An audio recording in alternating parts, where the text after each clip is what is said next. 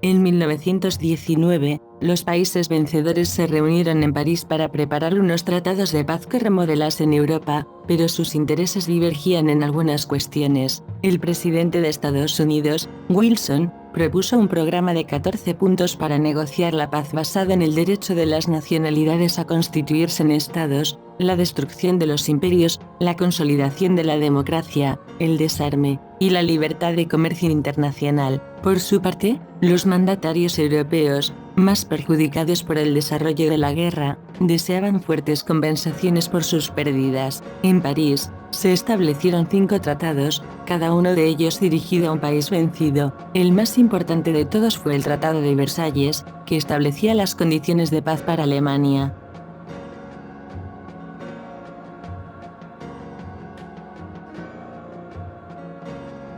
El Tratado de Versalles obligaba a Alemania a reconocer su responsabilidad en la guerra y le imponía unas condiciones muy severas, entre las que destacan las siguientes: perdió el 15% de su territorio y el 10% de su población, ya que Alsacia y Lorena pasaron nuevamente a Francia, Schleswig-Holstein a Dinamarca, Eupen y Malmedy a Bélgica, la Poznania a Polonia, y el valle del río Niemen a Lituania. Por otro lado, la Prusia Oriental quedó separada del resto del territorio por el corredor del Danzig. Asimismo, Alemania perdió su imperio colonial, ya que sus colonias en Asia y en África fueron repartidas entre los países vencedores en forma de mandatos. Se le obligó al pago de elevadas reparaciones de guerra a los vencedores, en función de los daños ocasionados. Tuvo importantes pérdidas económicas, al perder las minas de carbón del Sarre, que entregó a Francia, y al ser incautada su flota mercante. Se le prohibió unirse en el futuro a Austria, para evitar políticas agresivas que condujeran a una nueva guerra europea.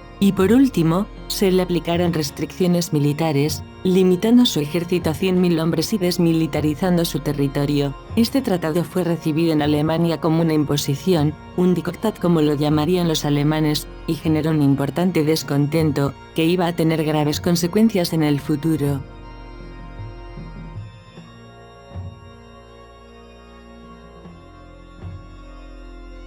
En cuanto a las consecuencias inmediatas que provocó la guerra, podemos distinguir entre consecuencias demográficas. La guerra tuvo un elevado costo humano. Murieron casi 10 millones de personas, sobre todo alemanes, franceses y rusos. Además, dejó 6 millones de inválidos y un elevado número de mutilados y heridos. La alta mortandad afectó especialmente a los hombres movilizados entre los 20 y los 40 años, lo que a su vez provocó una superpoblación femenina, y llevó a una disminución de la natalidad que duraría varias generaciones.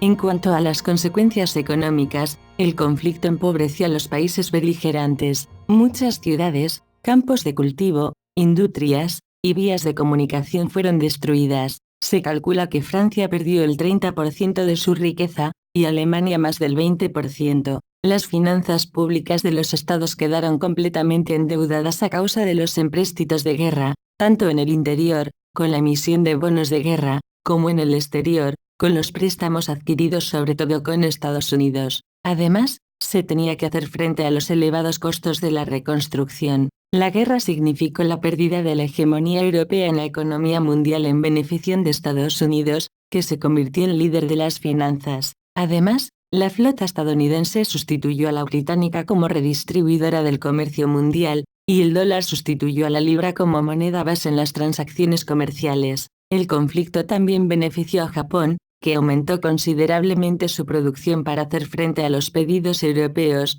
sobre todo de armamento.